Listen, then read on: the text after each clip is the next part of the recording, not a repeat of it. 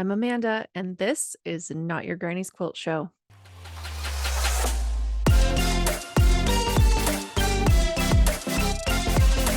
Hi, welcome to today's episode. Today I have Chris of Rose City Originals. He's a pattern designer, he's a content creator. If you don't know him from his socials, go check him out at Rose City Originals.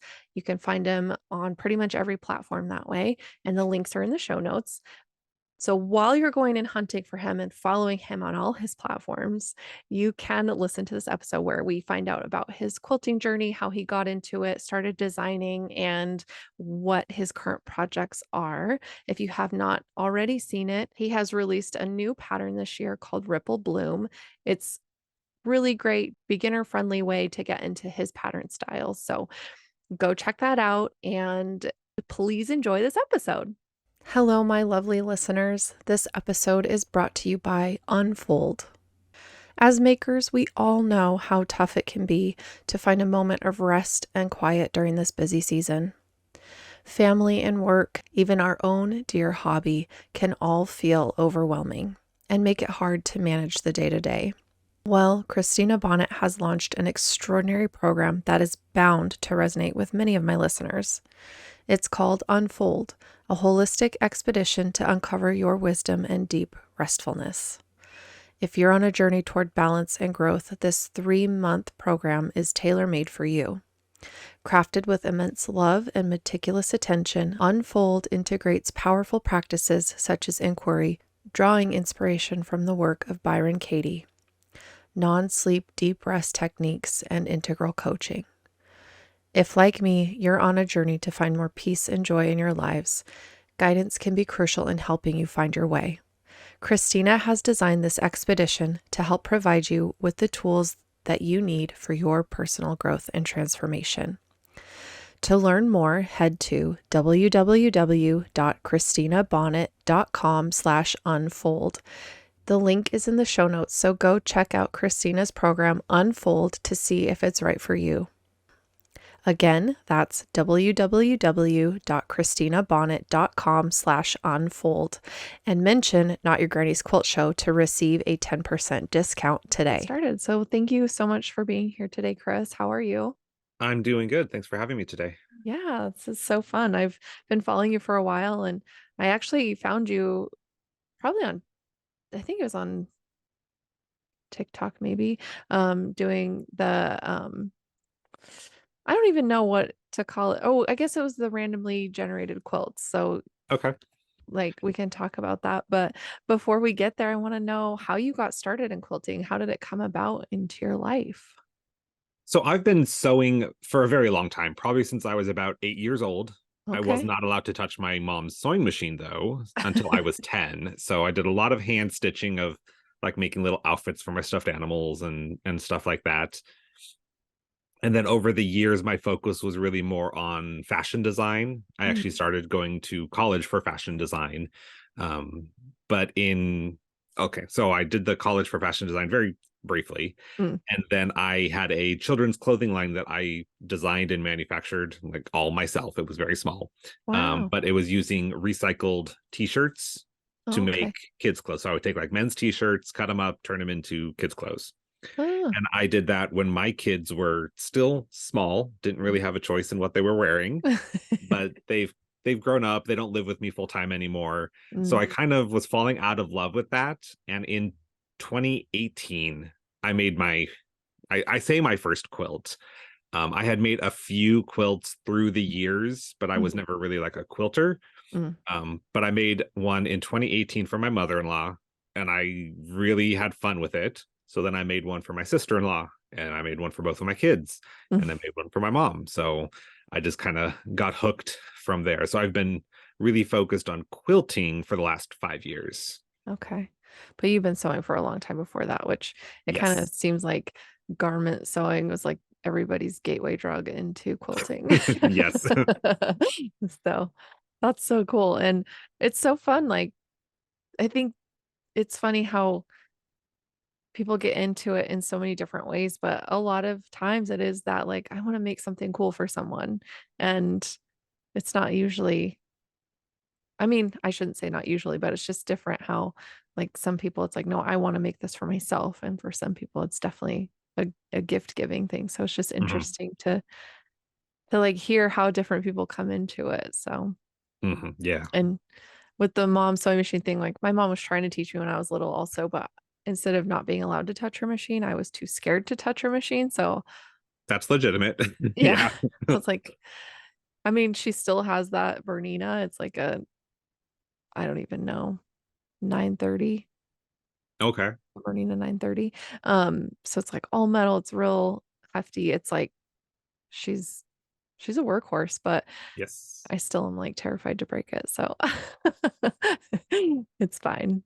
But yeah, it's funny. So, well, that's so cool. And like that you were making clothes for your kids. And, you know, I had that same experience with my mom, like making me clothes to wear. So Mhm. it's like at the time I was like, ew, I have to wear that. But now I'm like, oh, that was actually really sweet. Right, yeah. My kids are well, one's a teenager, one's going to be a teenager in a few months, and Mm, they're very much they have their own sense of style, and they don't, really wear what I would make them anymore, so it's yeah. all good. Yeah. It's kind of funny how they very quickly grow out of wanting you to make them things. Yes. Yeah. It's all right. They'll come back around and be like, actually, Dad, can you? Right, yeah. It'll be a full oval is what we like to call it in our family because nothing's ever a perfect circle. So Nice. That's nice. so anyway, well, okay, so you've been quilting, focused on quilting since 2018. So how quickly did you get into wanting to turn it into a business or designing, or what came first?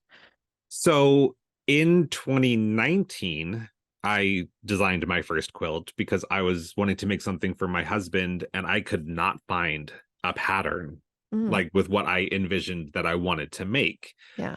He's really big into houseplants, so I was trying to find something houseplant related. I was thinking like a big monstera leaf, Mm, and the only things I could find were either like paper pieced small mm. blocks, which I'm not huge on paper piecing, or like a giant Hawaiian style applique, Oh, yeah. which also I'm not really huge in applique. So like I just couldn't find anything that really like hit the mark of what I wanted to make. So I printed out a picture of a monstera leaf and put it over some graph paper and Mm, just started kind of sketching out like if I make these little blocks and I can cut it at a 45-degree angle to mhm, like make stuff move and mhm. just fill it out very like on a grid. And as I started doing that, I'm like, well, I don't want it to just be like rows of all the same size block. Because there are some quilt Right. patterns like that where you just everything's like a 4-inch square, whether it has a half square triangle or a solid piece or whatever. Yeah. I'm like that's not really what I'm going for either. So I started mixing in different sizes of squares and rectangles to kind of puzzle piece it together. Mm, And that quilt took me longer to lay out and design than it did to sew. So it took me, I think, like 3 or 4 weeks to plot it out on the graph paper. yeah. And then it was 2 weeks to sew it. And I was sewing it after work because I, Mm, still have a day job. mm. But I'd have to sew it after I got home from work, but before my husband got home from work. So I could keep it a secret because it was his birthday present. Yeah. And I managed to get it all done within a month. Wow. Once I like started sewing it, I like, pieced it all together. I quilted it on my little domestic machine. I got it all bound and everything without him ever knowing it was happening. Wow, that's magical. Yeah, so I gifted it to him, and we he posted some pictures in a online like a Facebook group for houseplants, Mm, and everyone's like, "Oh my gosh, that's so amazing!" Like my mom, so she could totally make that. Is there a pattern? And mm. so I'm like, well, I have like literally this one piece of paper with just like weird random notes and squiggles on it, so it's not Yeah. really a pattern. But so many people were asking, like, well, maybe I could try writing a pattern that other people can follow for this. Yeah. So that's how like my first one was created. It took Wow. me about a year to take it from there and actually publish a pattern for it. Oh, wow. Did you take any courses or anything, or were you just like kind of following what you saw from other patterns or? Yeah, like I went and downloaded just like every free pattern from every company I could find just to read through it and see like how is it formatted, what kind of things are out there that make sense or maybe don't make sense. Mhm. And I used that kind of as my starting point. And as I started writing it, the Mhm. words was like, I was like, how do I explain this in a way that makes sense to, a broader audience? Right. And then my husband's also really big into Lego. And if you've Mm. ever put a Lego set together, like their instructions have no words. No. It's pictures. It's showing you how you take this little piece and you put it on here on like Mhm. these specific pegs. Yep. Like, well, that really works. And that's more universal. Mhm. So I started writing my pattern. You get to a certain point in my patterns, and then it's pretty much visual from there on. Mm. Instead of saying, take a half square triangle of these two colors and sew it onto the short end of this color rectangle. Like, Mhm. I mean, my pattern would be a novel if that was the case.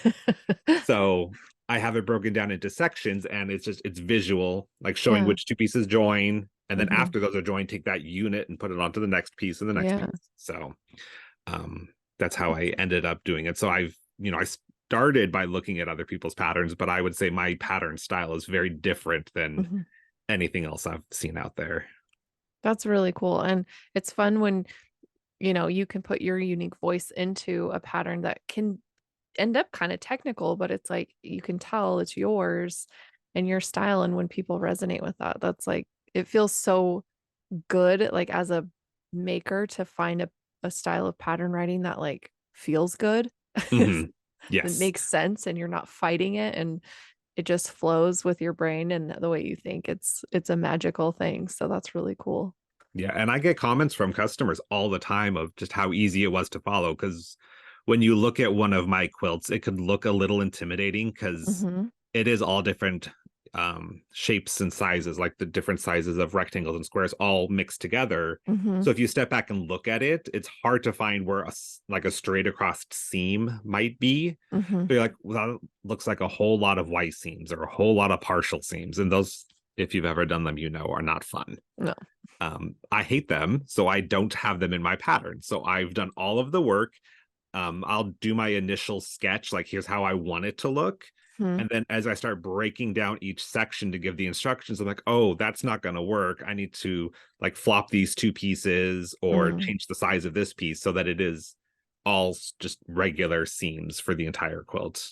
Yeah. Well, that's a lovely gift to the people who follow your patterns because, yes, Y seams and partial seams are the devil, Yes. and I curse them. But yeah, your patterns, I do have to admit, when I first saw them, I was like, holy shit, those look so hard. But I think, obviously you want people to make your stuff. So it's like, what's going to benefit you to make sure your patterns sell and what's going to benefit Hmm. the maker to make them want to make your quilts. And so I love that it's accessible and the diagrams. I'm telling you, a good diagram can make all the difference in the world. Cause if you're just following someone's like quickly thrown together thing that they just threw out on Word and we're like, well, I'm going to make this a thing and sell it on Etsy without any thought to it. It's like, Right. really hard. I have one here. I know Oh, everyone listening to this won't be able to see it, but you'll be able to see it. yeah, And then they can cool. all go stalk me on social media to get examples. But this is Yeah. how I have it written. Oh, So yes. it's very visual. Okay. And when you look at it, I have them marketed as intermediate as the level for the pattern, but it's not that it's harder to sew. It's just there's a lot of pieces to keep track of. Mhm. So I felt for a beginner sewer that could be a little overwhelming. So Yeah. that's why I have it marketed that way. But even beginner sewers can tackle it if they take their time and just label everything. Yeah. Yeah. There you can't don't underestimate labeling, especially, yeah, with quilts that have lots of pieces that are different sizes and Yes. ugh. Yeah. That's so fun. So that was your first the Monstera leaf was your first one. Yep. And so what came after that? So after I did the Monstera leaf, which was just two colors, like it was green for the leaf, and then I used cream for the background. Mhm. The second one I designed was a skull because Mm. I love like Halloween and spooky things and skulls. Yeah. And with that one, it was now three colors because it was the color for the skull, the Mhm. background, and then also the shadow in like the eye sockets and the nose. Mhm. So pretty much with every pattern, I challenge myself to try something new or to like take it a step further from previous work I've done. So that was a pattern I now call Dead Like Me. It wasn't Mm, the second pattern I released because it sat on my computer for a year and a half just taunting me because there was this one square that on my first two test sews somehow just got out of place. mm, I was like, well, I clearly did something wrong. So, mm. but I tackled it, I got it fixed, and now it's a published pattern. Nice. From there, I did Nevermore, which is a raven skull. Mm, And with that one, I was challenging myself how thin I could get a line in the pattern mhm, um, without introducing new shapes. Because I use now the same standard set of shapes in all of my patterns. mm. So the Okay. same sizes of half square triangles, half rectangle triangles, Mhm. squares, rectangles, all that. So that was Nevermore, and it worked out perfectly. I really like how that one turned out. And Yeah. then, like, I did not release them in the order that I made them. I know that because I had several of them sitting on my computer for a while. It's not the Yeah. case anymore. Now that I've gotten a little more popular and people have started resonating with my patterns, Mhm. it's more motivation to actually finish them and publish them instead of Yeah. letting them sit on my computer. Yeah. Yeah. So we did Nevermore. I did do a snowflake. It's actually there's like two snowflakes split Mhm. across it. That was a request of my mother-in-law. She Mm. wanted that for her bed for the holidays. Yeah. And with that one, I challenged myself to make a pattern that could be multiple sizes of quilts, Mm.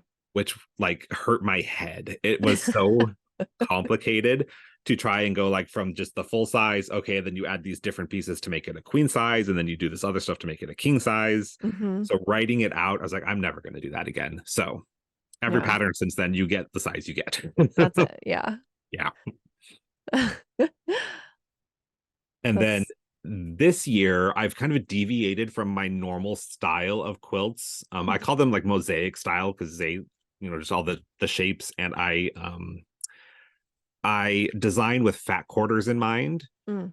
So you only have, so many pieces of this particular print or shade of, the blue background. Because I Right. want you to mix it up and make it look scrappy because I love scrappy quilts. Yeah. But I also don't want you to have to go through your scrap bin and find, 57 4-inch squares. Yeah. So fat quarters are my friend. Yeah. But this year I've really focused more on beginner friendly patterns. Mm. So I've released two patterns this year. First one was coin toss, which is a good introduction into half rectangle triangles because they can be tricky because the way you set them up, it's not like a half square triangle. You just line everything up and sew. They're offset from each other, Mm. which when you're first sewing, you're like, this can't be right. Yeah. It But it looks is. crazy. Yeah. Right. And then just last month, I released a pattern called Ripple Bloom, which was my first time designing with solids in mind. Mm. So that was my push for that one. And it's actually been my most popular pattern so far. It was a really successful pattern launch Yeah. and Good. it's been a lot of fun. And it's also a beginner friendly pattern. So Yeah. that helps. Yes. Yeah. It's really beautiful. And it does like, in the lineup of your patterns, it does look like the most like approachable, like, oh, I can do that. Yeah. Yeah. So, but I think that's a good introduction too to your writing style. And then maybe that will make people more adventurous to try your other patterns and, you know, get them feeling more comfortable. And Hopefully. I'm yeah, hoping so. yeah, they're beautiful. Your patterns are beautiful. And I love skulls too. I mean, all of my mugs are Jack Oh, Skellington very nice. and um yeah, I've always like had little piratey things like around and it's been my thing. But anyway, so I can appreciate that you've got several skulls and I love that they can look scrappy or I'm like you, like I don't want to sit and take longer to dig through my scrap bin than it would to just like get fabric and cut it up like Hmm. because if it's not the right color or if it's, just slightly smaller, it's like, okay, I can't do the thing now because I have to find fabric that fits the sizing or the color scheme. And I always have good intentions with scraps, but oh my God, Same. Yes.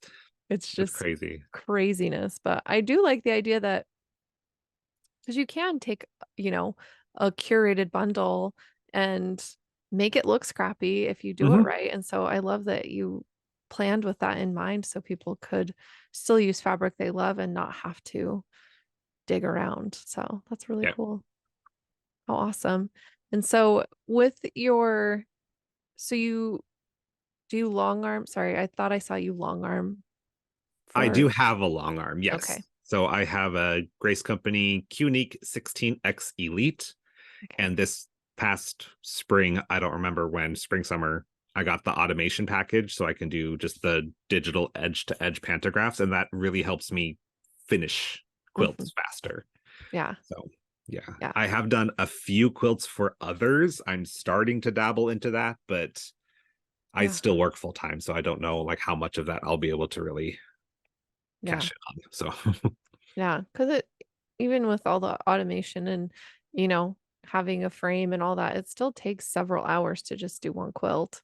yes, and people get surprised about that because I'll post a video on like TikTok or Reels and it's Mhm. 60 seconds Mhm. and people will ask how long did that actually take? Because you quilt your row, then you have to advance it, Mhm. baste everything down, smooth it out, make sure it's all good, do your next row. Mhm. And most quilts are like 5, 6 hours Mhm. because you just a little bit at a time and roll it up. And if you have puckering somewhere or there's too much fullness, then you Mm. have to address that.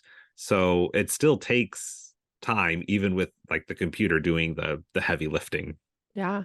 Yeah. You're right. It's kind of a misconception. People are like, "Oh, you probably get quilts done so fast." I'm like, "Well, I mean, yes and no. It's yeah, it just depends." And long arming for people is a different beast besides just doing it for yourself because you're not as probably not as stressed as for yourself as you would be with someone else's quilt. So Yes, the few I've done for others, like yeah. I was like measuring exactly how far apart everything was, and did I shift a little? Like I was so nervous about that, but with my quilt, I'm like, whatever, just Hmm. go. Yeah, Yeah. I'm like, it overlapped. Oh well. Like right, exactly. Yeah. yeah. I it does get better. I mean, as a person who long arms for other people, it does get better. And the more because I was at first when we had our business, I was only coming into work like every time I had a break from teaching because I was a teacher Mm, and so my mom was mostly doing everything and I felt like I had to relearn the machine every time. But now that I've been doing it full time and I'm on that machine 5 days a week, it's like I can do it with my eyes closed right. and I don't even hesitate to quilt someone else's quilt. I mean, sometimes I do because I'm like, "Oh my god, this is a masterpiece and I don't want to mess it up." But, you know, at the same time, it's like, "No, they've trusted me with this and I need to like put my big girl panties on and Right. Yeah. just Yep. like be brave and do it." But yeah, it is a little stressful still. Yeah. I'm sure. Yeah. Um, well, that's cool that you have a long arm and I mean, I can see it. So, like, Yeah. I just wasn't sure if you did it for other people or if you were mostly just doing it for yourself and That is one either of my goals for next year is to start opening it up to just like the general public, but it will be on a limited basis just because I don't want to overcommit myself. yeah.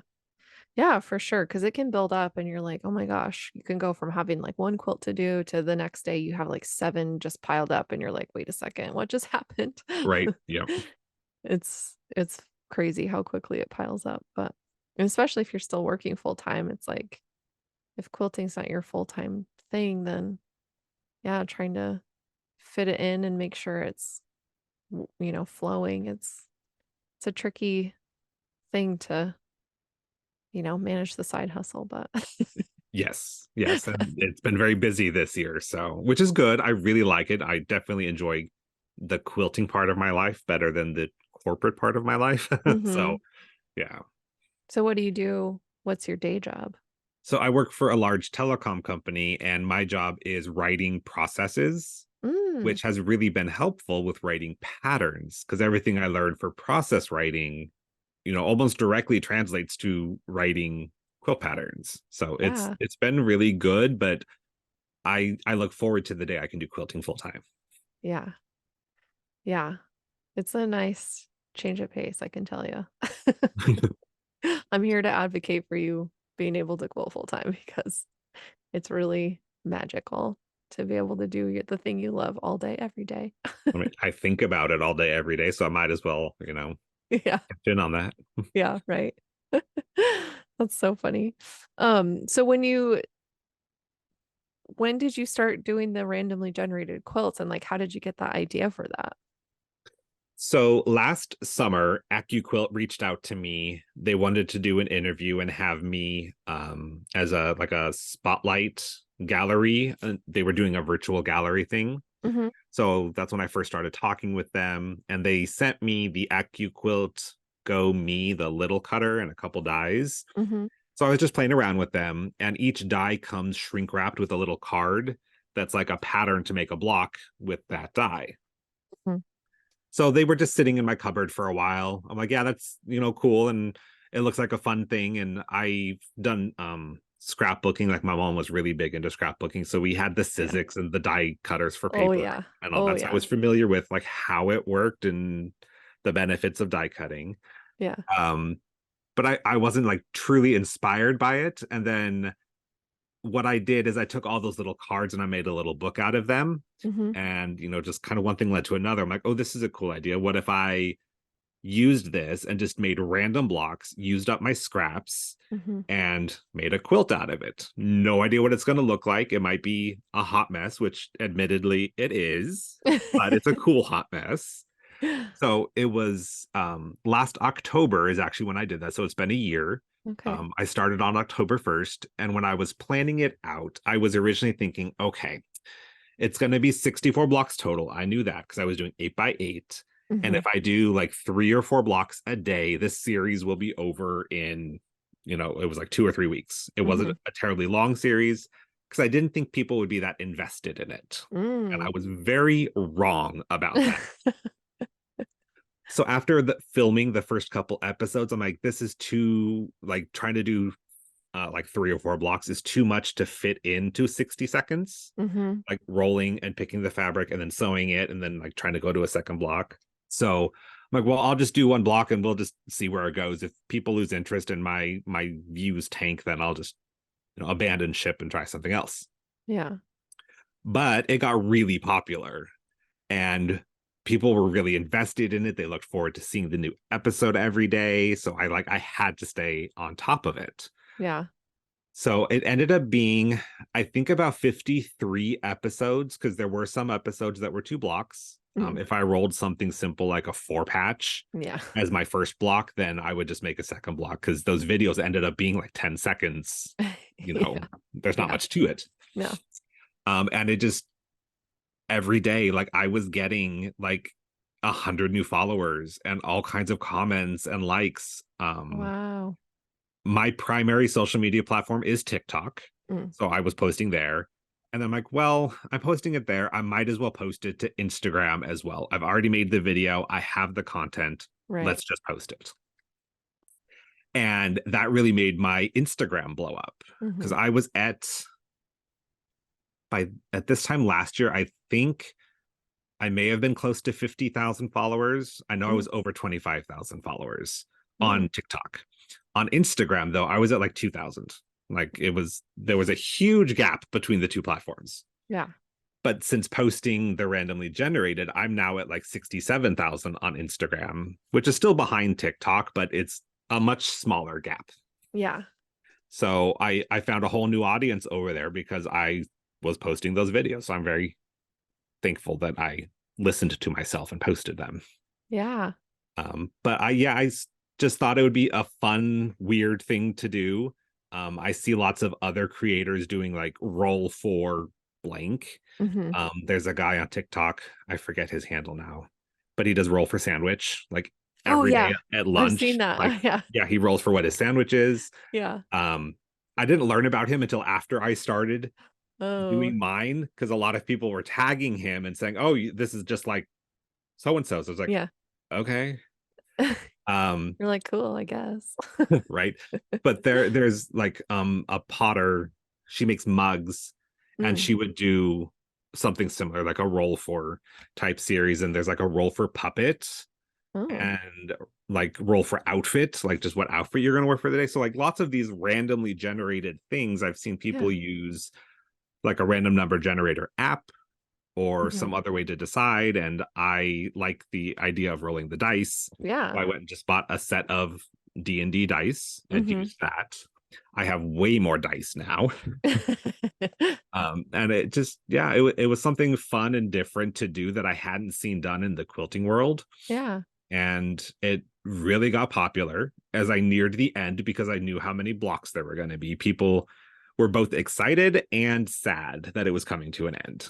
Yeah. So then I planned my second randomly generated quilt, and I didn't want to just do the same thing a second time. Mhm. So with the second one, I used a fat quarter bundle. So it Mm. was a, pre-curated collection of fabrics, Yeah. and it was Sweet Shop by Andover Fabrics, and every Mm. colorway had a polka dot and a stripe.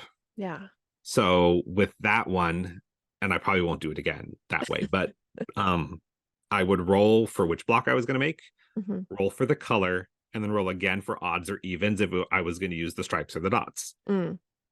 And it like I got confused on, like, if you go back and watch the episodes, I got confused on several blocks and used the wrong fabrics, but it is what it Oh, is. no.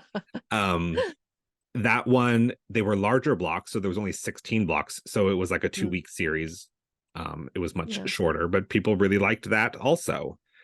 And by the end of 2022, people, like, I was getting comments and they're saying, I want to be involved. How can I, play along and do this with you? So Yeah. that's where the idea of the 2023 Community Quilt came to be. Okay. I had the idea. I'm like, oh, how cool would it be if, like, people sent me fabric to use in this quilt? Like, Mhm. well, that's dumb. No one's going to do that. No one's going to pay and, like, pack up fabric and send it to me for free. And then a follower on Instagram messaged me and say, hey, this would be a cool idea if you did this, and Mm. basically said exactly what I was thinking.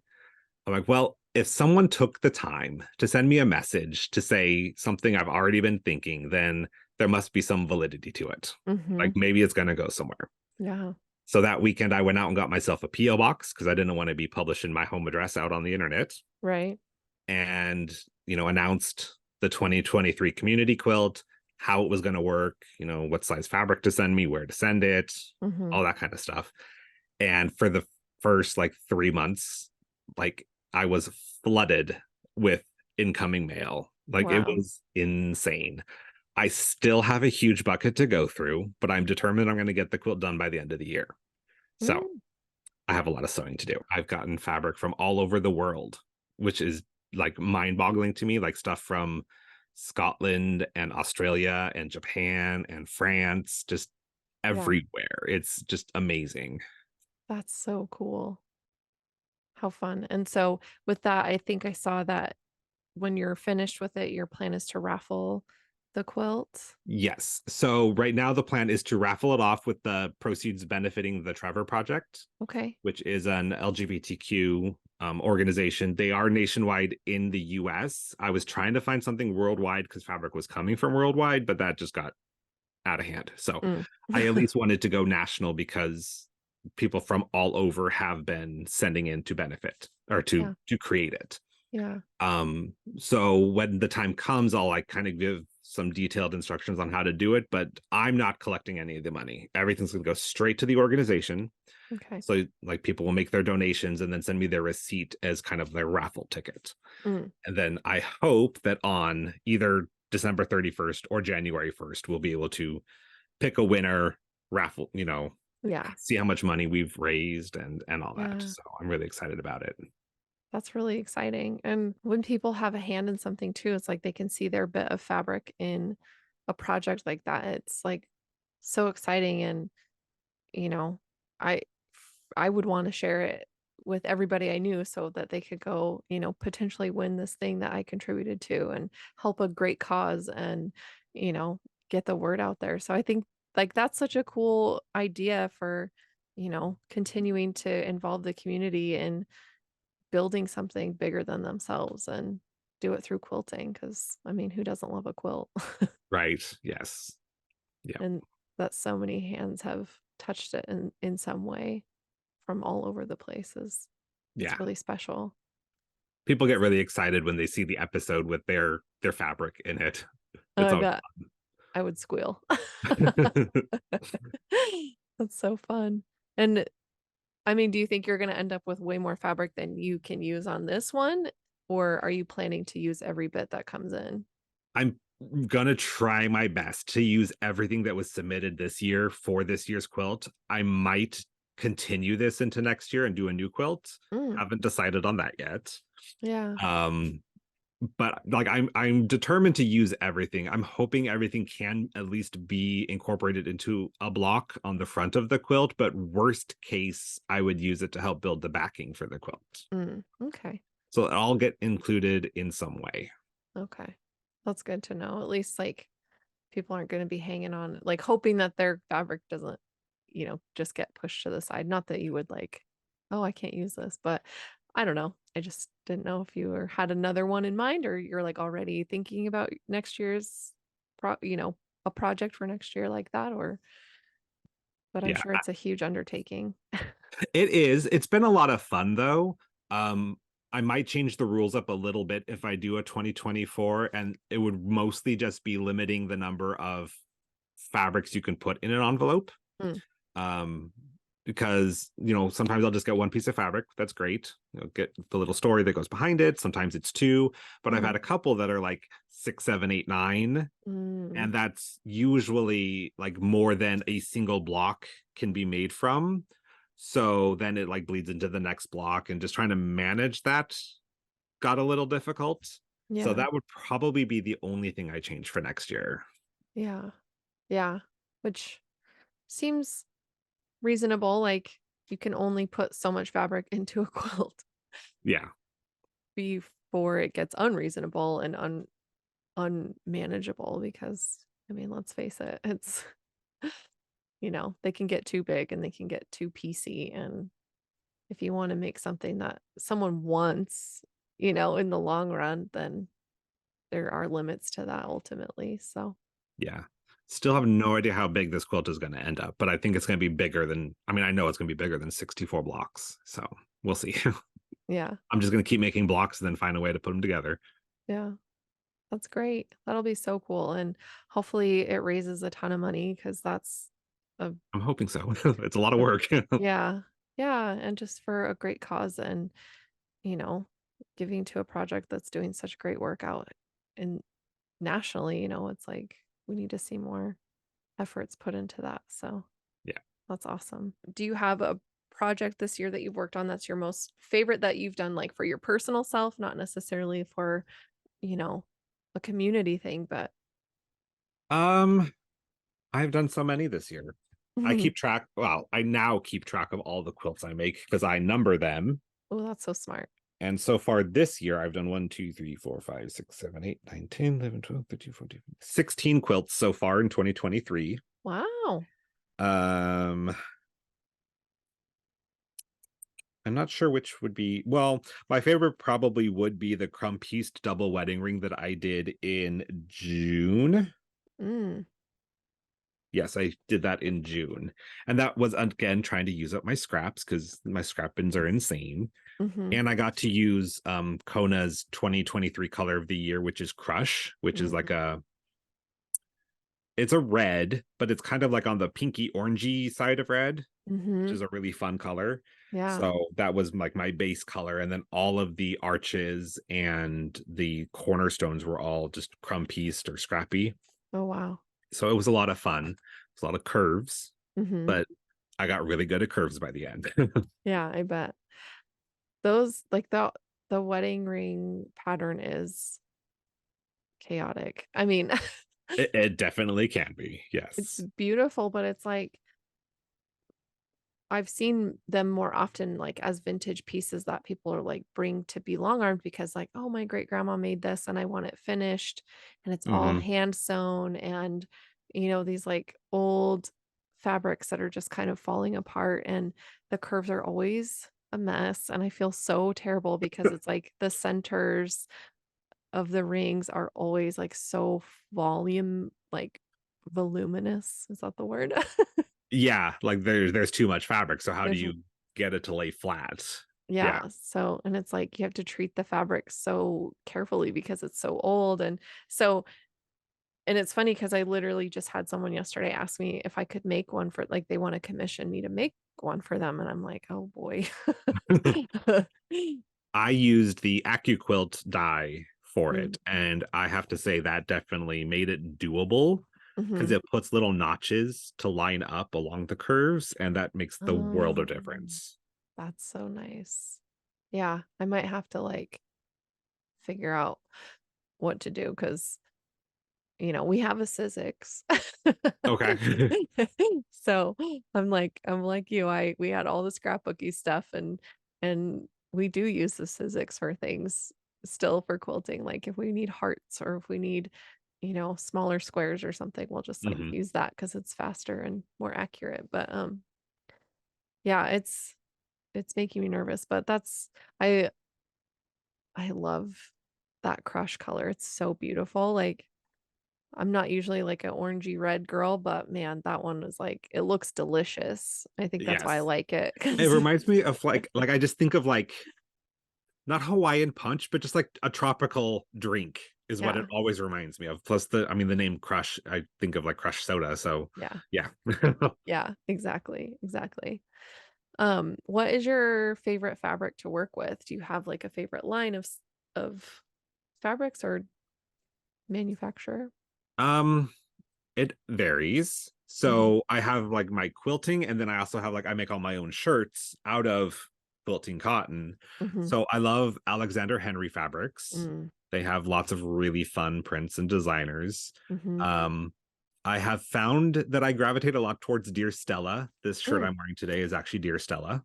yeah, And also Free Spirit fabrics. mm, Because I love like Free Spirit, you're guaranteed there's going to be some fun, bright colors. yeah, absolutely.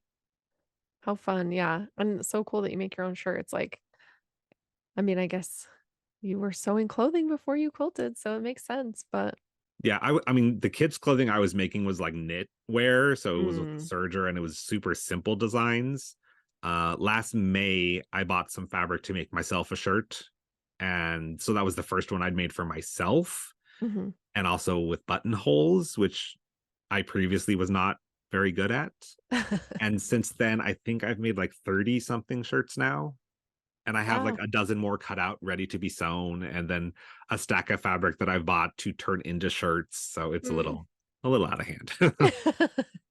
Well, you'll never, run out of clothes to wear, so that's good. Nope. I think, when people make fun of having like a big stash or like sewing, I'm like, I have the most practical hobby on the planet. I will never be cold. I will always figure out how to have clothes on my body. Like, I don't make garments, but I could figure it out. Like, Right. Yeah. once you sew, you can figure things out.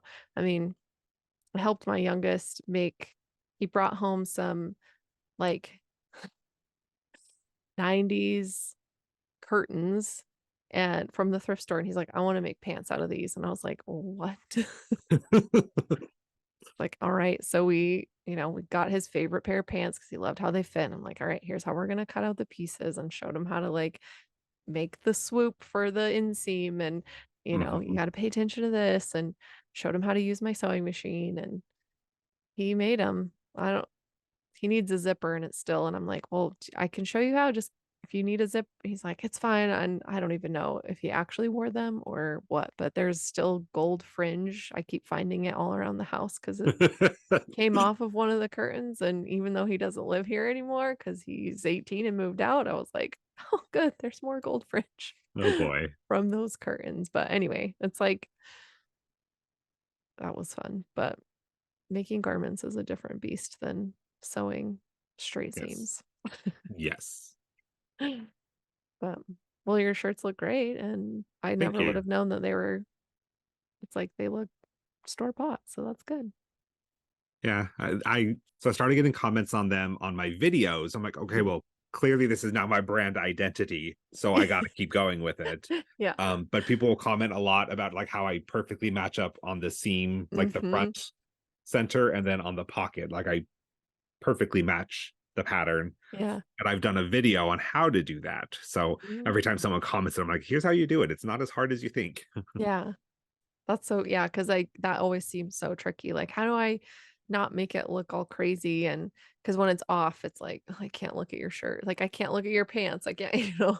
Right. I have a couple shirts that don't match because they were before I like it made sense in my head and I figured out how to do it. Mm-hmm. And I rarely wear those shirts Mm. because I'm like, everyone's like almost expecting me to have this cool shirt with everything perfectly matched. So I can't like, wear one that doesn't. Yeah, you don't want to So, break people's brains. right. Go from having perfection to not perfection is like can't break that Yeah. brand identity. Gotta Yep. keep it crisp. Yeah, pattern matching on fabric is it can be tricky and I've done it, a few times for myself and thankfully like for the most part when we have client quilts like if they bring it just to be long armed, they've done the pattern matching themselves or they just don't care so they've already pieced their backings, but when we have commission quilts, I'm like, let's buy extra wide because I do not want to piece this backing. I try to avoid it at all costs.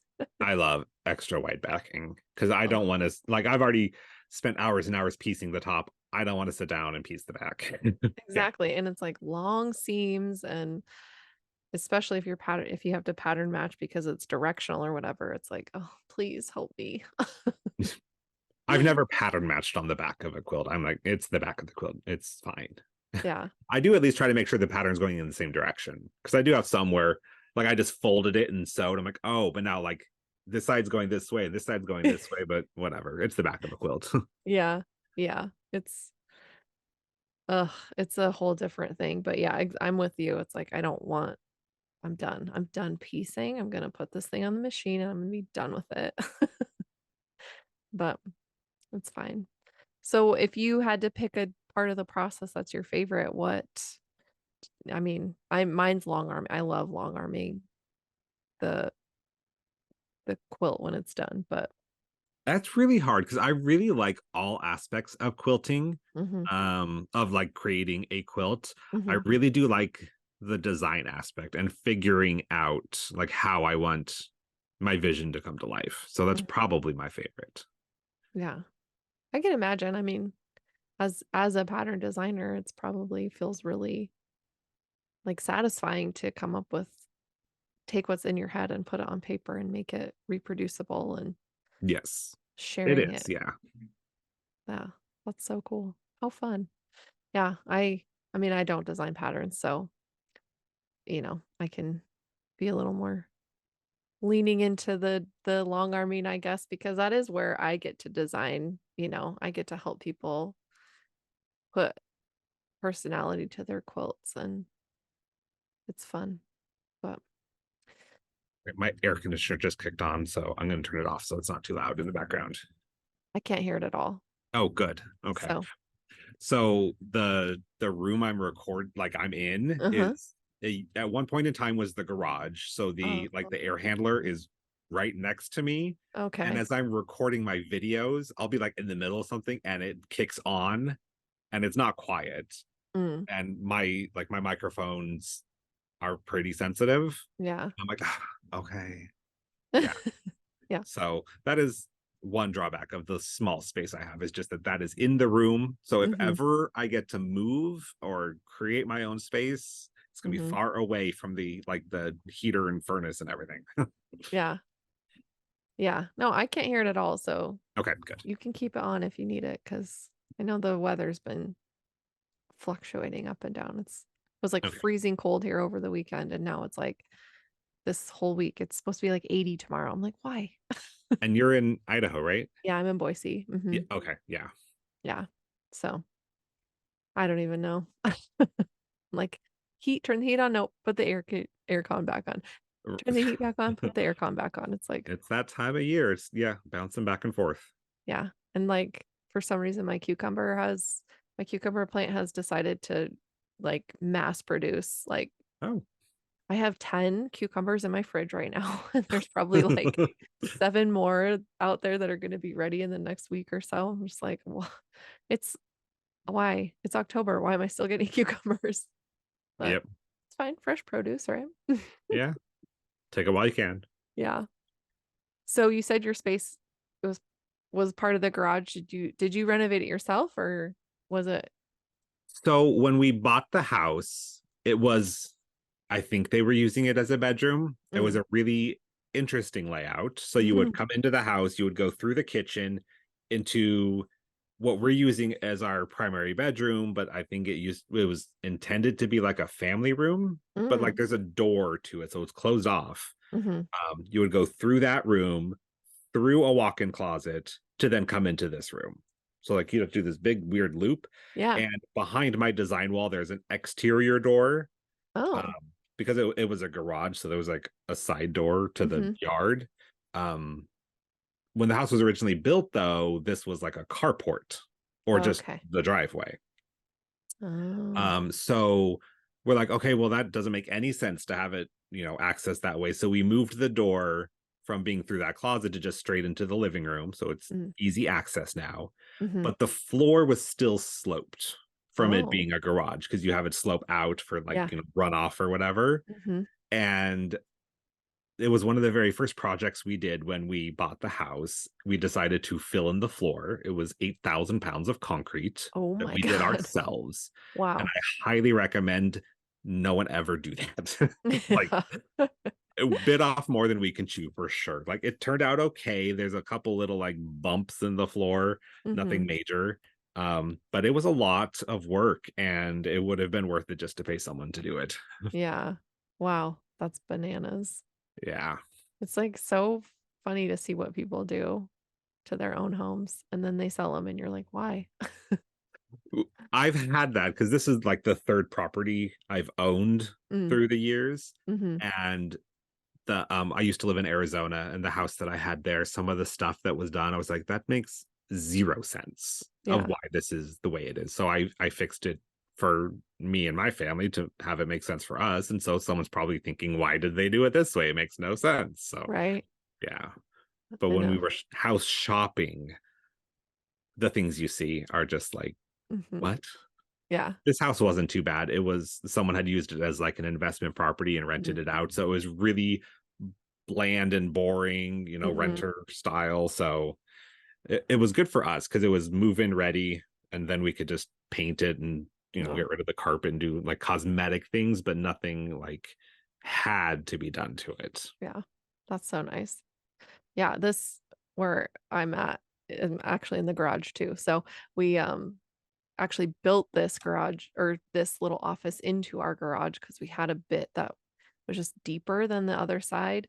And Hmm. so my husband was like, I'm gonna wall it off but it has, we put a door, this door right here, but then there is the door that goes to the side yard is in this room as well. But we've like had to soundproof it because we live on a busy street. So it's Oh, blocked off right now, but I could get out if I need to. So it's like safe, but it's just funny, like the things that you just kind of end up doing to your own house. And I'm like, if we ever sell this place, people are going to be like, what in the hell is happening out here?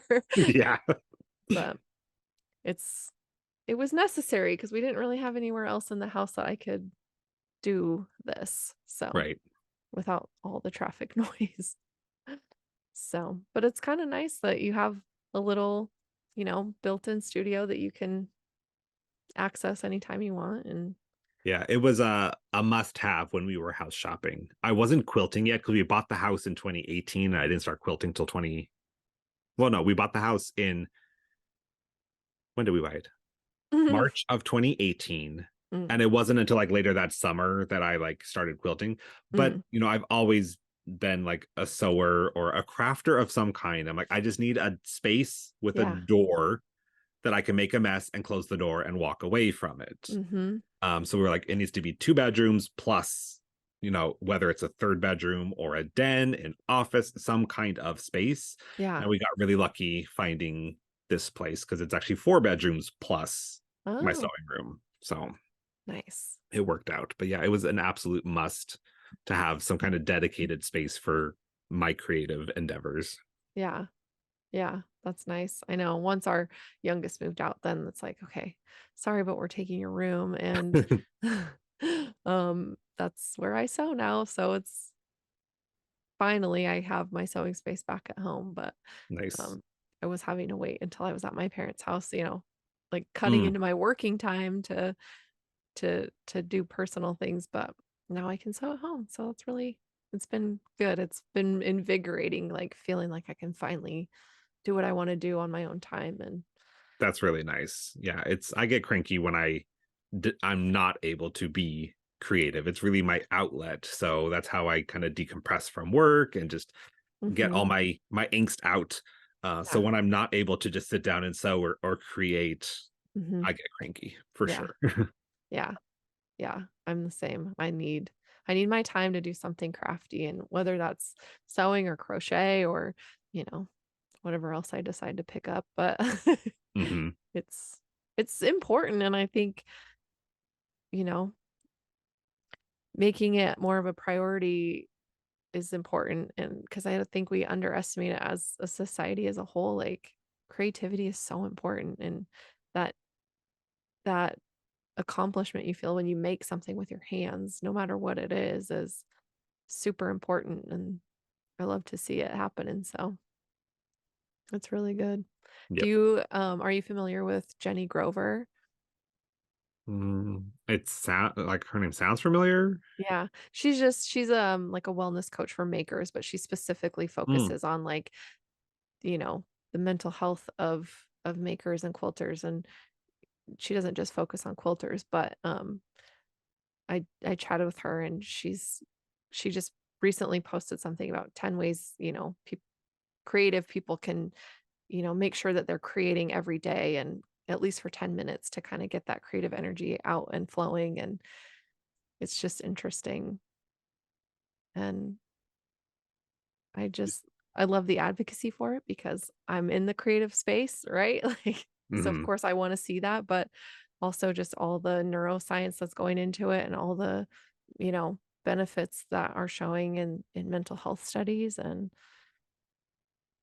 Okay, yes, I have heard of Jenny Grover because I follow okay. her on Instagram and Okay. I recognize her. So Okay. with her pink hair. Well, Yeah. currently pink hair. I don't know if it's always pink. Oh yeah, no, she keeps it pink. Yeah. So anyway, it's just great to, like, to just meet people who are making their creative time like a priority in their lives, Mhm, and pushing that for other people too. Like, whatever it is, it doesn't have to be what I do, but whatever it is that you want to do, just make time for it, and we'll be healthier and happier people at the end of the day for it. So, mhm. you You'll know. always hear people say, quilting is my therapy. Like, Mhm. I mean, Angela Walters, that's her actual business name, but Right. people will joke about it. But I'm like, it really, there is something behind that. Mhm. Like, whether it's quilting, crochet, knitting, whatever your passion is, Mhm. being able to spend time on your craft and your art Mhm. to escape the world and your other obligations, your stresses of the day, whatever it may be. Like, Mhm. it's really grounding and it's I don't know, there is a lot of benefit to it. Yes, absolutely. So Yeah. I do wish more people would invest more in that aspect of their own lives. Yeah. They'd be much happier. I think so. Less cranky people out there. Mhm. Less judgy people out there, I think, That too, would be nice. 'cause you know? Yeah. You can find a state of flow, I think, in creativity that you can't necessarily always find, like, in your day job, or, in other aspects that have to be more focused and technical. It's like finding that balance between something that's challenging enough, but also just rewarding in the sense that you've made something and you're doing something new, but also marrying skills that you already do have a little bit of. Like, Mhm, that is also, highly important of finding that and being able to feel that, because I think some people don't ever, or haven't felt that, if ever, not in a long time, since they were really young. And I think that's another kind of booster for mental health and wellness, is just being able to be in that state of just, like, nothing matters except what you're doing, not to the detriment of anything else, but you just can find yourself in that zone of, like, you lose time, and you lose kind of the sense that anything else is important for those moments that you're working on that mhm. thing. And I, just did studies on flow state, and Mihai Csikszentmihalyi, he's like, that's kind of his brainchild, is like the state of flow, and he's got a book about it. And um it's just really interesting, like, learning about, building building your own life, but also working within organizations that value that and Mhm. find ways to help people find their flow within the organization is like everybody's happier, everybody's more productive, and they don't have to put as many hours in because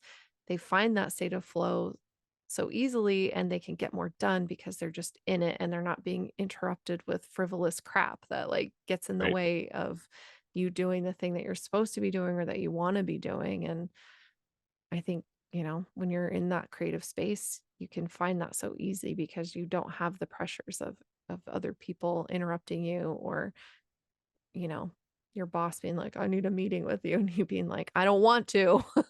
Right. But Yeah. anyway, yeah. Well, cool. I'm so happy that we got to chat, and it's been so nice meeting you, and You as well. thanks.